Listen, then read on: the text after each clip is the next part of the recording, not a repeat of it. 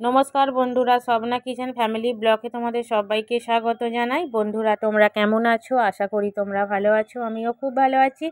সকালে সমস্ত কাজকর্ম কমপ্লিট হয়ে গেছে। এখন বসিয়ে দিয়েছি রান্না।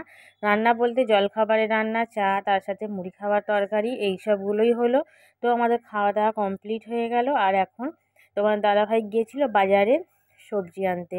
তো তরুলি এনেছে, তার সাথে এনেছে খরগোশের শাক, কাঁচা লঙ্কা, ফুলকপি, ঝিঙে, আর এনেছে এখানেতে মাছ এনেছে। তো মাছটাই শুধু আনেনি, মাছের সঙ্গে কিন্তু মাংস এনেছে। আজকে রবিবার, মন খুলে বাজার করেছে। তো আজকে রবিবার সকলেই বাড়িতে আছে, আর খুব হই হই করতে করতে আজকে সারা দিনটা আমাদের কাটিয়ে দেব। তো মাছটা ধুয়ে লবণ হলুদ মাখিয়ে দিয়েছি, মাংসও ধোয়া হয়ে গেছে। আর এখন ভাত বসিয়ে দিয়েছি। তো ভাতটা হচ্ছে, আর ওদিকে যা যা রান্না হবে সেই সবগুলো আনাজ কোটা, তারপরে ধোয়া, সেই সবগুলো তো করতে হবে। তো রবিবারেতে যেরকম হই হই করে সারা দিনটা কাটে, সেরকম কিন্তু কাজেরও চাপ বেশি থাকে, আর কাজ করতে অনেকটা টাইম লেগে যায়। কারণ এই অন্য দিনে কি হয়, একা থাকি, তো একা থেকে একার মতো কাজকর্মগুলো করা হয়। আর ওই অন্য দিনে কি হয় যে রবিবারেতে সকলে মিলে হই হই করতে করতে কাটাই, তো কখন যে সময় চলে যায় আর মনে হয় এই তো সকাল হলো, এক্ষুনি হয়ে গেল। তো এখানে খাসির মাংসটা হচ্ছে, আর ওখানে ভাতটা হয়েই গেছে।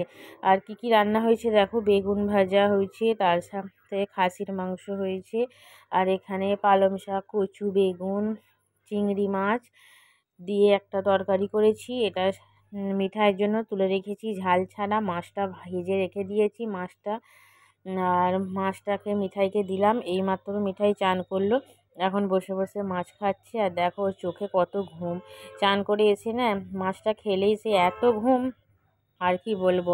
তো যাই হোক, আমরা সকলে মিলে তো দুপুরে খাওয়া দাওয়া করলাম, করে আর ঘুমিয়ে পড়েছিলাম। মিঠাই এখনও ঘুমাচ্ছে, আর ওই যে ডাকছি তো উঠতেই চাইছে না। তোমার দাদাভাই এইমাত্র উঠলো, আর আমি তো একটু আগেই উঠেছি।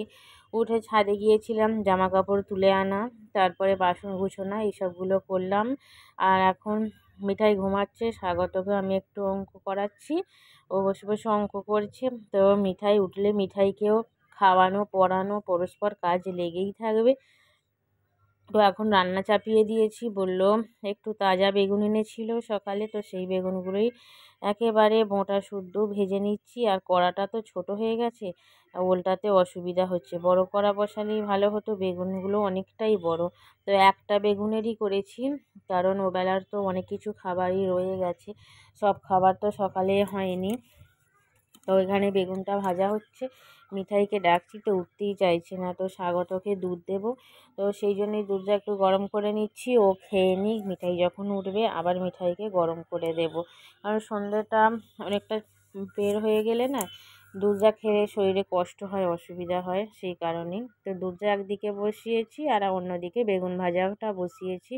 বেগুনটা আমি তো উল্টাতেই পারছি না, এত অসুবিধা হচ্ছে। যাই হোক, তো ভিডিওটা বন্ধ করে বেগুনটাকে উল্টাবো, কারণ দু হাতে তো করতেই হবে। তোমরা দেখেই বুঝতে পারছো, এক হাতে ঠিক মতো আমি উল্টাতে পারছি না। আর এখানে এখনও কিন্তু কয়েকটা বেগুন রয়েই গেছে।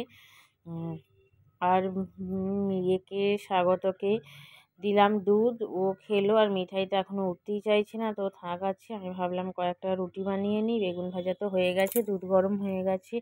তারপর চা করলাম, তোমার দাদাভাই সন্ধেবেলা টিফিন করলো। তো ওই সবগুলো করা হয়ে আর এখন রুটি কটা করে নিচ্ছি। মিঠাই এখনও উঠছে না, তো এখন যে উঠছে না, একটু পরে উঠবে, আর রাত্রিরে সেই জেগেই থাকবে, ঘুমাতেই চাইবে না। তো রুটি কয়েকটা আর বাকি আছে, হয়ে এসেছে, তো রুটি করা হয়ে গেছে এখন। তো স্বাগত গিয়েছিল মুদিখানা করতে, ওই যায় মুদিখানা, আমিও যাই না, তোমার দাদাভাইও যায় না। তো সমস্ত কিছু লিখে দিয়ে ওই যায়। আর এই যে দেখো, দু একদিন মুড়ি চালা হয়নি, তো মানে চালা হয়নি বলতে একেবারেই সময় পাইনি। মুড়িটা আনছে, বসিয়ে রাখছি কিছুক্ষণ, তারপরে দেখছি নরম হয়ে যাবে, তো ঢেলে দিচ্ছি টিনের মধ্যে। তো মুড়িটা চালতে পারছি না, ওই জন্যই মুড়ির মধ্যে প্রচুর ধুলো হয়ে গেছে। কৌটো থেকে চালনির মধ্যে ঢাললাম, তো দেখো কত ধুলো। এবার যে জায়গাটা করে মুড়ি এনেছে সেই মুড়িগুলো ঢালবো। মিঠাই এইমাত্র ঘুম থেকে উঠলো, উঠে কিন্তু এখনও নামেনি। তো বিছানার মধ্যেই চাপা দিয়ে একেবারে শুয়ে আছে। শীত করছে তো, আমারও শীত করছে। একটা বড় কাজ তো মিটে গেছে, রাত্রিরে রান্নাটা আমি টপ করে ফেলেছি। এটাই হচ্ছে আমার সবথেকে বড় কাজ। তো মুড়িগুলো আস্তে আস্তে চেলে নিচ্ছি। মিঠাই এলে ও কী করবে, বলবে আমি চালবো, তারপরে চালনিটার ভেতর ঢুকে বসে থেকে নৌকা চালানোর মতো করবে, এইসব করে। তো দরজাটা ঘরের বন্ধ করে দিয়ে তারপরে আমি মুড়িটা চালতে বসেছি, ও যাতে না দেখতে পায়। দেখো কত ধুলো, ধুলো ঠিক বলা চলে না, এগুলো মুড়িরই গুঁড়ো। তো চালা হয়ে গেছে, এবার আমরা রাত্রিরে খাওয়া দাওয়া করবো। সেই জন্য খাসির মাংসটা বসিয়ে দিয়েছি গরম করতে। মুরগির মাংস তবু ঠান্ডা খাওয়া যায়, খাসির মাংস চর্বিগুলো জমে যায় না, খাওয়া যায় না।